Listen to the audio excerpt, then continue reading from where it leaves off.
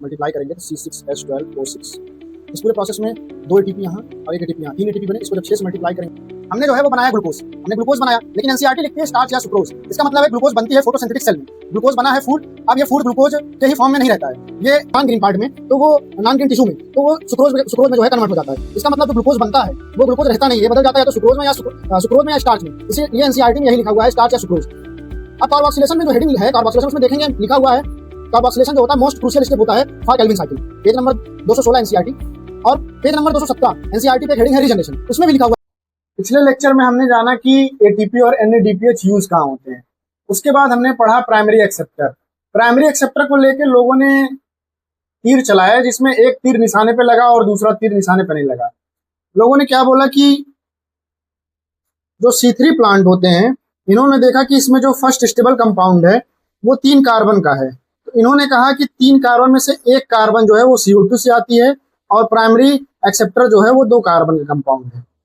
और सिमिलरली ऐसे ही C4 plant में इन्होंने देखा कि first stable compound ऑक्जेलो acetic acid है, जो कि 4 कार्बन का कंपाउंड है, जिसमें एक कार्बन CO2 से आती है, बाकी जो प्राइमरी एक्सेप्टर होता है वो 3 कार्बन का है। फ्यूचर में जब बायोकेमिकल ऑब्जर्वेशन हुए तो ये पता चला कि जो C4 प्लांट है इसमें जो प्राइमरी CO2 एक्सेप्टर है वो 3 कार्बन का कंपाउंड है। तो यहाँ पे तो ये बात सिद्ध हो गई, लेकिन जब C3 प्लांट की बारी आई तो यहाँ पे ये गलत हो गया। तो यहाँ बताया गया कि जो प्राइमरी CO2 एक्सेप्टर होता है वो 5 कार्बन का कंपाउंड होता है। इसमें CO2 जुड़ती है और पहला स्टेबल कंपाउंड बनाती है PGA, फास्फोग्लिसरिक एसिड, जो कि 3 कार्बन का कंपाउंड है, उसको 2 मॉलिक्यूल बनते हैं। ठीक है, यहां तक हमने पिछले लेक्चर में जाना था। अब आज इसके आगे केल्विन साइकिल के बारे में हम जानेंगे, तो चलिए शुरू करते हैं। केल्विन साइकिल में एक एंजाइम हमने पढ़ा था रुबिस्को, जिसका फुल फॉर्म है राइबोलोज बिसफॉस्फेट कार्बोक्सिलेज ऑक्सीजनेज। जब हम C3 साइकिल या केल्विन साइकिल को पढ़ेंगे तो हम इसको 3 स्टेप में पढ़ेंगे, कार्बोक्सिलेशन, रिडक्शन, रीजनरेशन।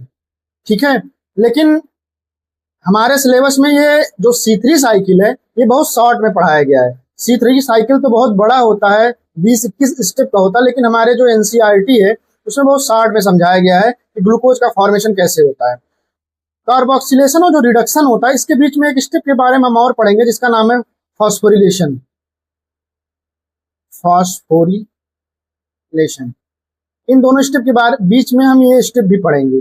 एनसीईआरटी में तो नहीं दिया गया है, ना फिगर में दिया गया है, लेकिन थ्योरी में इसके बारे में जिक्र है, तो हम इसको भी इस दोनों स्टेप के बीच में पढ़ेंगे। C3 साइकिल के लिए क्लोरोप्लास्ट के स्ट्रोमा में 5 कार्बन का एक कंपाउंड RuVp प्रेजेंट है। इस RuVp में बाहर से आती है एटमॉस्फेरिक CO2, ये एटमॉस्फेरिक CO2 इस RuVp में आके जुड़ती है।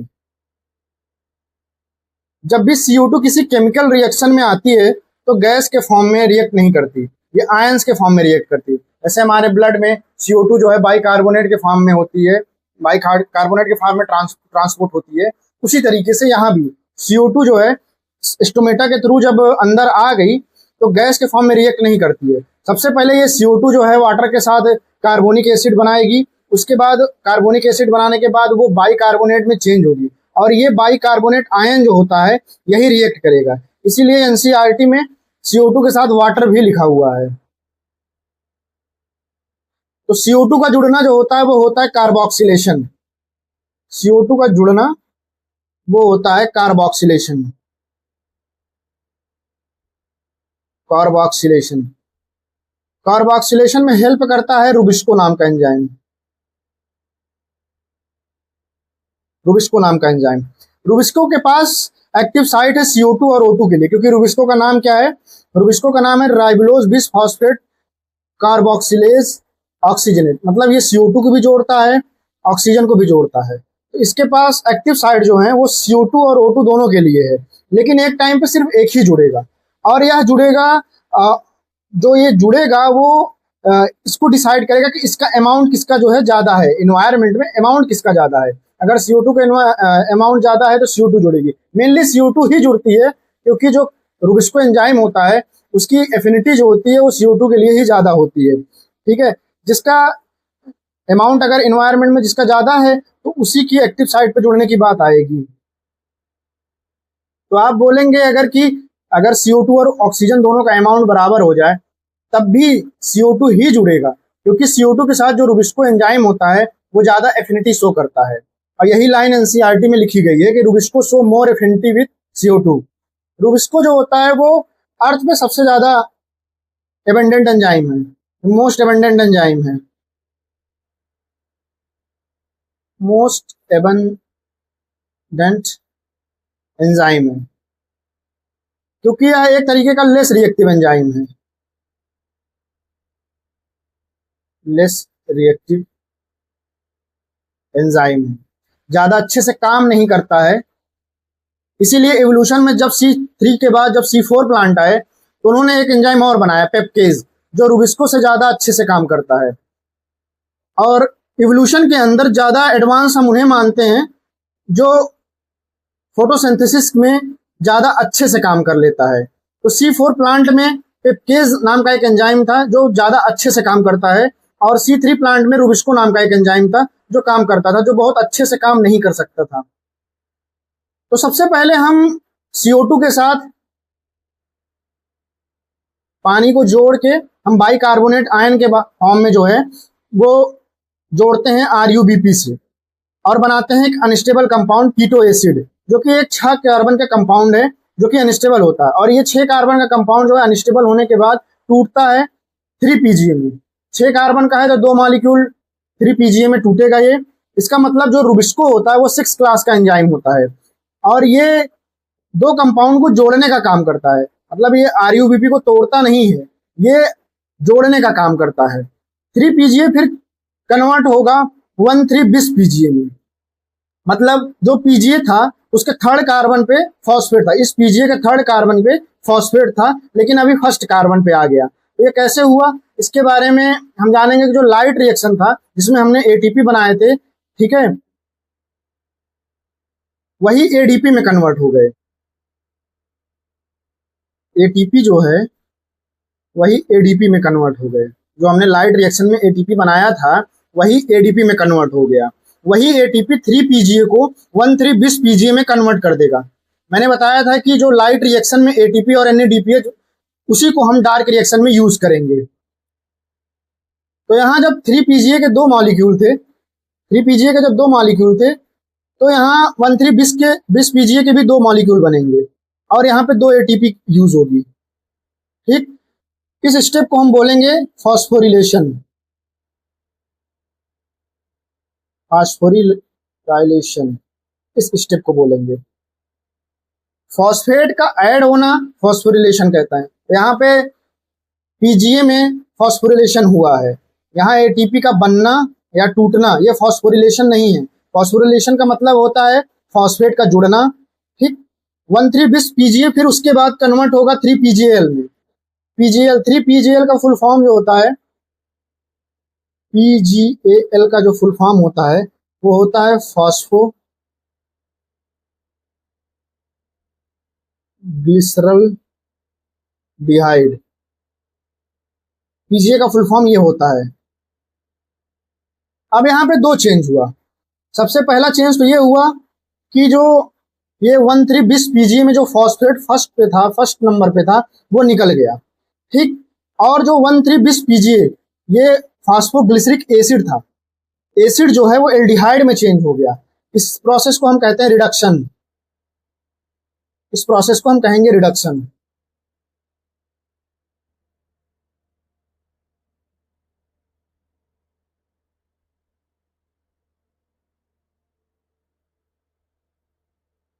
इस प्रोसेस को हम रिडक्शन बोलेंगे।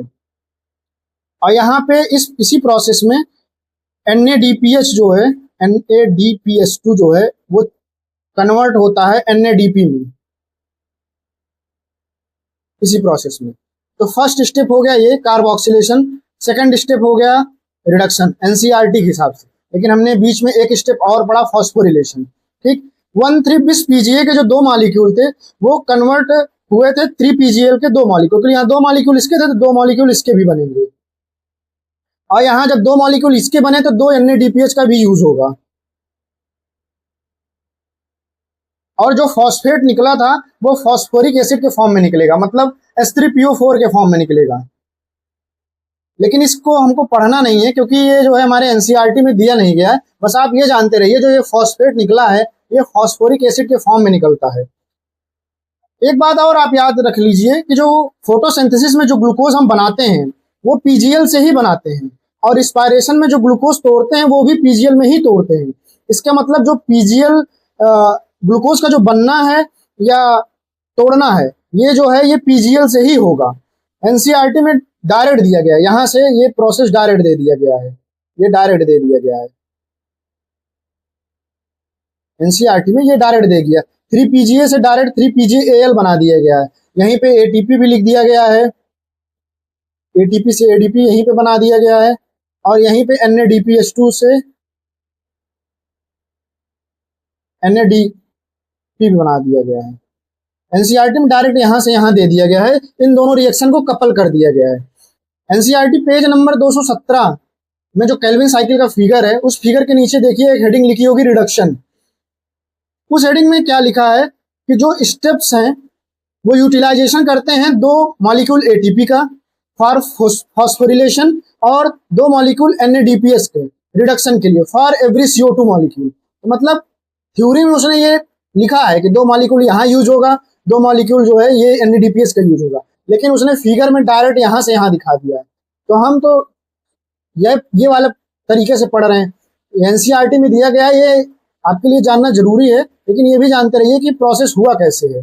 इसको तो हम अभी मिटा देते हैं, इसको हटा देते हैं।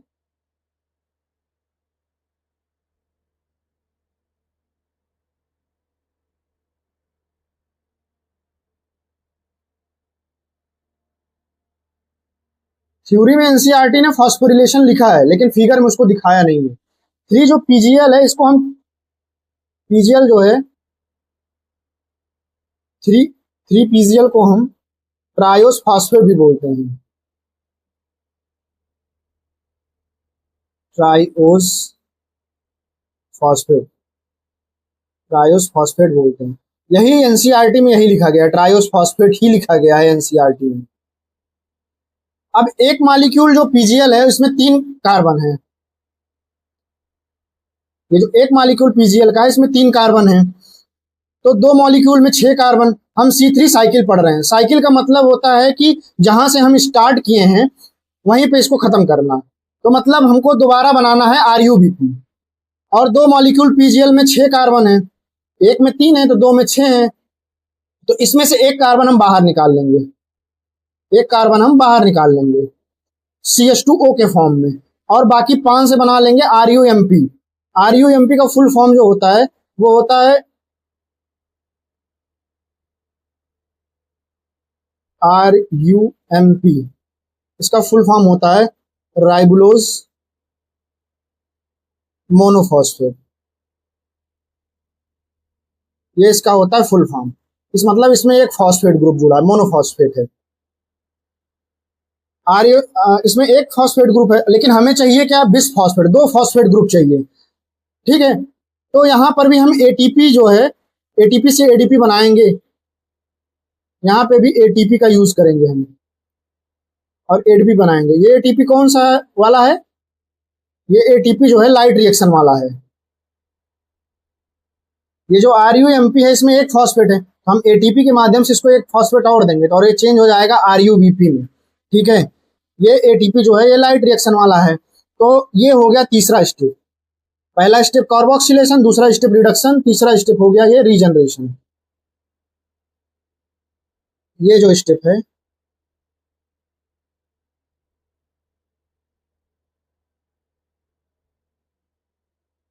ये स्टेप हो गया रीजनरेशन।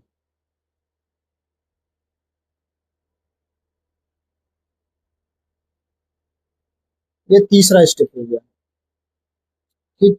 अब हम ध्यान देंगे कि जब एक CO2 अंदर आई है तो 3 एटीपी खर्च हुए हैं, 2 एटीपी यहाँ पे खर्च हुए हैं, एक एटीपी यहाँ पे खर्च हुआ है, और 2 मॉलिक्यूल जो होते हैं NADPH के खर्च हुए हैं। अब ग्लूकोज बनाने में हमको पता है जो रिएक्शन है वो है 6CO2 plus 12H2O gives out C6H12O6 plus 6H2O plus 6O2। ये ग्लूकोज बनाने की रिएक्शन है, ठीक है। इस रिएक्शन में हम देख रहे हैं कि जो 6CO2 है, इससे एक ग्लूकोज का मॉलिक्यूल बन रहा है। तो इस पूरे प्रोसेस को जो है, ये जो पूरा प्रोसेस हुआ, इसको हम 6 से मल्टीप्लाई कर देंगे। पूरा 6 से जब हम इसको मल्टीप्लाई करेंगे, 6 से मल्टीप्लाई कर देंगे, तो यहाँ पे बनेगा CH2O6, ये बन गया, और 18 ATP बनेंगे, ठीक, और 12 NADPH2 बनेंगे। और यही हमने पढ़ा था कि केल्विन साइकिल में ग्लूकोज बनाने में 18 ATP और 12 NADPH का यूज होता है। जब हम यहाँ 6 से मल्टीप्लाई करेंगे तो ये बनेगा CH2O6, इसी को हम ग्लूकोज बोलते हैं। इसी को जब आप मल्टीप्लाई करेंगे तो C6H12O6। इस पूरे प्रोसेस में 2 ATP यहाँ और 1 ATP यहाँ, 3 ATP बने। इसको जब 6 से मल्टीप्लाई करेंगे तो 3 ATP ये बना, और यहाँ 2 NADPH हुआ, इसको 6 से मल्टीप्लाई करेंगे तो 12 NADPH2 जो है यहाँ बना। यही केल्विन साइकिल में बताया गया था, 18 ATP और 12 NADPH2। हमने जो है वो बनाया ग्लूकोज, हमने ग्लूकोज बनाया, लेकिन एनसीईआरटी लिखती है स्टार्च या सुक्रोज। इसका मतलब है ग्लूकोज बनती है फोटोसिंथेटिक सेल में, ग्लूकोज बना है फूड। अब ये फूड ग्लूकोज के ही फॉर्म में नहीं रहता है, ये डिपेंड करता है प्लांट की सेल की रिक्वायरमेंट पे। अगर स्टोर होना है तो यही ग्लूकोज जो होता है ये स्टार्च में कन्वर्ट हो जाएगा, और अगर इसको ट्रांसपोर्ट होना है किसी नॉन ग्रीन पार्ट में, तो वो नॉन ग्रीन टिश्यू में, तो वो सुक्रोज में जो है कन्वर्ट हो जाता है। इसका मतलब जो ग्लूकोज बनता है वो ग्लूकोज रहता नहीं है, ये बदल जाता है या तो सुक्रोज में या सुक्रोज में या स्टार्च में। इसीलिए एनसीईआरटी में यही लिखा हुआ है स्टार्च या सुक्रोज। अब कार्बोक्सिलेशन में जो हेडिंग है कार्बोक्सिलेशन, उसमें देखेंगे लिखा हुआ है कार्बोक्सिलेशन जो होता है मोस्ट क्रूशियल स्टेप होता है for Calvin cycle. Page number 216 NCERT, और पेज नंबर 217 एनसीईआरटी पे एक हेडिंग है रीजनरेशन, उसमें भी लिखा हुआ है क्रूशियल स्टेप। तो अब अगर सवाल आएगा कि मोस्ट क्रूशियल स्टेप या क्रूशियल स्टेप, तो हमारा जवाब तब भी जो है वो कार्बोक्सिलेशन ही होगा। कार्बोक्सिलेशन ही जो होता है वो मोस्ट क्रूशियल स्टेप होता है केल्विन साइकिल के लिए। तो रीजनरेशन कब आएगा? रीजनरेशन में भी क्रूशियल स्टेप लिखा हुआ है, तो रीजनरेशन कब आएगा? रीजनरेशन को हम देखेंगे क्वेश्चन की लैंग्वेज के आधार पे कि क्वेश्चन जो है पूछा किस तरीके से है। अगर लिखा है कि which one step is crucial for continuity of Calvin cycle without any interruption, तो हम जवाब देंगे रीजनरेशन का, ठीक है। और हम एक बात ध्यान देंगे, जो केल्विन साइकिल होता है उसमें एटीपी जो होता है उसकी जरूरत ज्यादा होती है, एनएडीपीएच की जरूरत कम होती है। इसीलिए एनएडीपीएच2 जो होता है वो नॉन साइक्लिक से ही बनता है, लेकिन जो एटीपी होता है वो साइक्लिक से भी बनता है और नॉन साइक्लिक दोनों से बनता है। ज्यादा एटीपी जो है नॉन साइक्लिक बनाता है, लेकिन फिर भी साइक्लिक चलाया गया क्योंकि जो फोटोसिंथेसिस में यूज होने वाले एटीपी हैं वो कभी कम ना हो। ये बात हमने आपको पिछले लेक्चर्स में बताई थी कि एटीपी जो होता है वो साइक्लिक और नॉन साइक्लिक दोनों में चलता है, और साइक्लिक इसलिए चलता है क्योंकि जो एटीपी और एनएडीपीएच का जो डिफरेंस है ये कभी बढ़े ना, ठीक है। और जो पेज एनसीईआरटी में 200 पेज जो है 218 नंबर है, उसमें ऊपर जो लाइनें लिखी हुई हैं इसको मैंने पहले भी बता दिया और अब भी आप इसको पढ़ सकते हैं, ठीक है। और ये जो होता है ये हमारा केल्विन साइकिल जो होता है ये कंप्लीट होता है। आइए देखते हैं इसको एनसीईआरटी से। एनसीईआरटी में ये जो मैंने बताया है ये सारी चीजें किस तरीके से लिखी हुई हैं। हम एनसीईआरटी में देखते हैं कि क्या लिखा हुआ है। केल्विन साइकिल हेडिंग पड़ी हुई है। नई एनसीईआरटी में ये पेज नंबर 143, 144, 145 इन 3 पेज पे है, ये भी ध्यान रखिएगा नई एनसीईआरटी में। चलिए देखते हैं क्या लिखा है।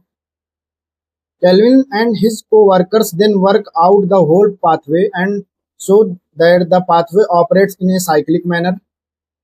The RUBP was regenerated. Okay. Let us now see how the Kelvin pathway operates and where the sugar is synthesized. Calvin pathway occurs in all photosynthetic plant, ये बात हमने आपको पहले भी बता दिया है। It does not matter whether they have C3 और C4 और एनी अदर पाथवे। ये भी मैंने आपको बताया कि जो C3 साइकिल है वो हर प्लांट में चलती है, वो जितने भी होते हैं उसमें सब में चलती है।